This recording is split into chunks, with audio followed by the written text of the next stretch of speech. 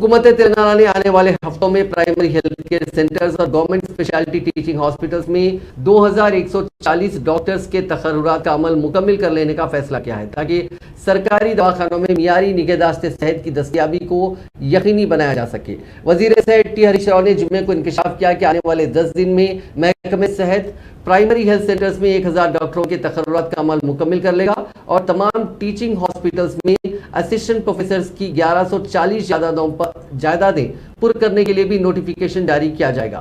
वजीर सेहत, जिन्होंने निजाम इंस्टीट्यूट ऑफ मेडिकल साइंसेज में एक प्रोग्राम में हिस्सा लिया, कहा कि प्राइमरी हेल्थ सेंटर्स में डॉक्टरों के तकर्रुरात के अलावा आइंदा चंद हफ्तों में मुताल्लिका कोर्सेज की तकमील करने वाले जुमला 140 नर्सेज को भी सरकारी जज की दवाखानों में मुतयन कर दिया जाएगा। उन्होंने बताया कि रियासती हुकूमत 20 करोड़ रुपए के खर्चा से आलात की देखभाल की पॉलिसी पर अमल आवरी कर रही है और 30 करोड़ रुपए के खर्च से मुर्दा खानों को असरी बनाया जा रहा है। अलावा असरी नौयत के 56 अल्ट्रासाउंड मशीनें भी खरीदी जाएंगी। उन्होंने कहा कि रियासती हुकूमत सरकारी दवाखानों में इंफ्रास्ट्रक्चर को मजीद बेहतर बनाने के लिए कई इकदाम उठा रही है। అంటే మేము ప్రభుత్వం దృష్టికి వచ్చిన ప్రతి చిన్న విషయాన్ని కూడా మైన్యూట్ గా దాన్ని అడ్రస్ చేసే ప్రయత్నం చేస్తున్నాం.